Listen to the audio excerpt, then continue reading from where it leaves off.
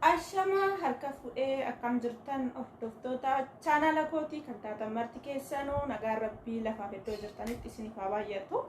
Akkam turtan akkam sa'a kana geessan an obboleettii keessan nagaa guutuu rafaa qaba. Nageenya namkee ture simbirallee haa jiraatu isinin jechuu jaaladha. Namoonni chaanala kanaaf haara taatan subscribe like gochuudhaan maatii keenyatti dabalamaa waliin haa imallu isinin jechuu jaaladha. Tole deebi'ee dhufeen jira. Maaliin deebi'ee dhufte jechuun keessa hin oolu. Yeroo ammaa kana haalli biyya keenya keessa jiru kuni akkuma miidiyaa kanarratti agartan akkasumas immoo akka suura irratti agartan kuni ani wanta akkanaa kun yeroo tibba darbe tokkollee akkasiin deddeemaa ture. Lammata amma immoo gaafa nargu lammata maa sadaffaadha iyyuu kun deebi'ee sadaffaadha. Gaafii natti ta'e yeroo baay'ee jechuudha. Qeesiin akkas godhee qeesiin akkas ta'ee jiru. Namni kun qeesii ta'uusaa namni sun dhugumaan nama mana amantaa hordofu yookaas immoo nama karaa waaqayyoo hordofu ta'uusaa amma ofitti amanamummaa nama sana itti amananii yookaas namni kun ortodoksii yookaas immoo qeesidha jedhanii amanuu jedhaani. Maaliif sababa uffata gubbaan uffate bichaa sababa uffata mana amantaa uffate qofa namni suni qeesii yookaas immoo namni kun tajaajilaa jedhameetu iyyuu hin yaamamu. Maaliif namoonni baay'een nama balleessuuf biyya balleessuuf uffatawwan akkasii uffatanii nama nagaa fakkaatanii namoonni gidiraa hojjetan hedduutu jira.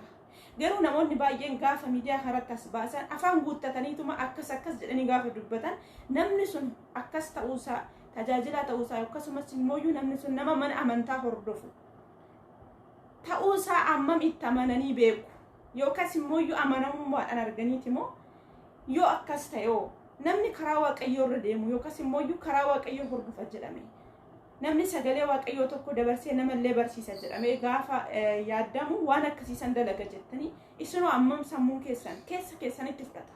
Ani yeroo baay'ee gaafii natti ta'aa jira. Keessa kootti illee fudhachuu amanuu dadhaba. Maaliif namni suni tokkoffaa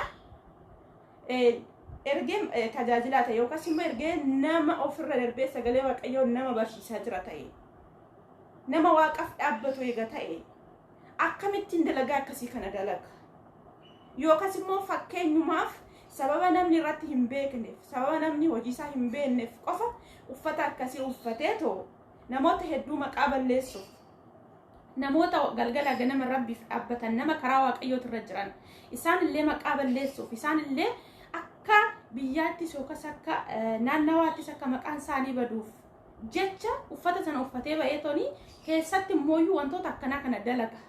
Kun anaaf gaafiidha isiniifis mee ani dhugaa bara akkamii keessa akka jiru barri nuti irra jiru kun bara akkamii akka ta'e waaqayyo bichaa naa beeku. Eekkamsi rabbii suni inni dhumaa barri dhumaati sun bara nuti amma keessa jiru kana waaqayyo bichaan araara isaatiin waaqayyo bichaan inni nama karaa isaa yaadatu nu haa taasisu malee nuti nagarre malee dhaabbataati jechuudha. Sa'aatiin jedhame suni inni dhumaa inni macarrashaa sun bara kana ta'uusaa hin irraanfatinaa isin jechuu jaaladha. Maaliif ana baay'ee gaafii natti ta'a. Deddeebi'ee amma sirumayyuu bakka ajandaa ta'ee jira. Yeroo baay'ee wanti kun tokko darbee lama sadaffaa arfaffaa kan namnis maal jedha ani hin beeku. Mee maal jettu isin? Namni fakkeenyaaf ani gizee tokko gizee jedhamu nama sana gizee nanitti nama sana maqaa balleessuuf haadha yookaas immoo sim jedhanii jedhellee itti yaadee jira. Yookaas immoo waan akkanaa kana sababuma namoonni baay'een jiru. Namoonni amantaawwan garaagaraa walitti buusuudhaaf amantaawwan garaagaraa walitti buusanii gedduu deemanii baxabbaxuuf dalagan maallaqaan dalagan baay'ee isaaniitu jira. Namoota akkasii kanatu birrii fudhatee namoota kana akkas gochaa jira moo wanti kun dhugaadha. Eegee dhugaa ta'ee inni jalqabaa suni namni sun adabbii maalii jala oolee jira? Maaliif adabamee jira? Maaliif akka namni biraallee irraa baratu? Yookaas immoo namni sun akkasumatti hafee ammas kan biraa tokko lama sadii jedhamee akkuma waliigalaatti ammallee takkaatee hojii ta'ee tooyi itti fufaa jiran. Kun anaaf gaafii dhugaa rabbii jechuudha. Maaliif waan dubbadhullee jechuudha. Maaliif keessa kootti jechuudha. Bara akkamii keessa akka jiru namummaa koo jechuudha. Namummaa koo na jibbisiisa jechuudha. Maaliif dhaladhee tooni sa'aatii kana keessa jiraachuu kootti baay'ee tokko sa'aatiin itti waaqayyoodha maaf bara kana na jiraachisa jedhee rabbitti illee rabbiidha walitti bu'aa jiru jira jechuudha. Dhugaa baay'ee tokko nama gaddisiisa, baay'ee tokko waan hin bareedne waan fokkisaa jechuudha. Namni baay'ee wantoota garaagaraa jechuu danda'u keessattuu warroota amantaawwan garaagaraa walitti buusuudhaaf dalaguuf baay'ee fakkeenya ta'aa fi ajandaa ta'aa fi kana keessa xalaan illee wantoota hedduu maaliif wanti kuni maqaa amantaa ortodoksii dhaatee yookaan sababa uffata mana amantaa uffateen qofa nama sana dhuguma namni suni nama karaa waaqayyoo hordofu ta'uusaa dhiisuusaa namni beeku hin jiru. Garuu namoonni baay'een gaafa alaala argan wantoota hedduu wantoota garaagaraa jechuu danda'u.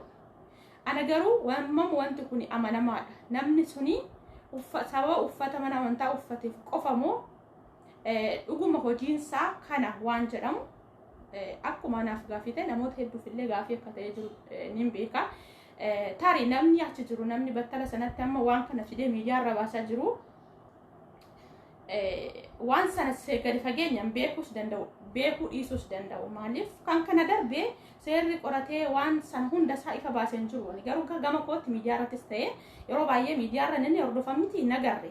Namni sun adabbii akkamii akka argate maaliif akka waan sana hojjete maaliif akka waan sana dalagee maqaa uummataa balleessee akkasumas immoo maqaa biyyaa balleessaa jiruuf adabbii seerri isaaf kennee yookaas immoo qoratee qorannoo inni fidame tokko waan tokkoyyuu waan hin arge hin jiru. Osoo inni duraa sun wanti irra gaamee hubatame lammata sadaffaan akkasumaan itti fufaan jiru. Kuni anaaf gaafiidha. Akkuma anaaf gaafii ta'e kana namoota hedduudhaafis akka gaafii ta'u keessi qoonii amana. Maalumaafuu waaqayyo bichaan akka badii keenyatti osoo hin taane akka garaagarummaa isaatti akka arjummaa isaatti dhiifama nu godhee karaa isaa nutti agarsiisuun jedha. Maaliif sababa nama lama nama tokko nama sadiitiin maqaan namoota hedduu maqaan biyyaallee badaa jira. Waaqayyo bicha araara isaan haa buusu.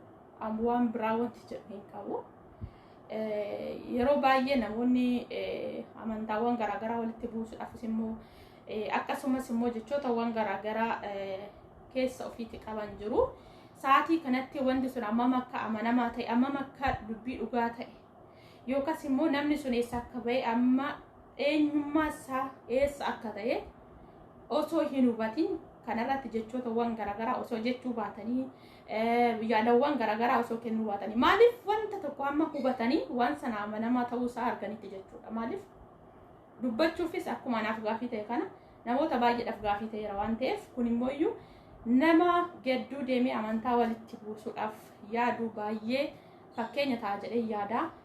Waaqayyo isa balleessees rabbi karaa isaatti agarsiisu yoo dhugumaanitti hojiinsaa kanuma ta'a ta'e dhuguma hojii mana amantaa dalagaatti yookaas kana dalagaa jira yoo ta'e waaqayyoon akka firdii isaatti isaaf haa kennu.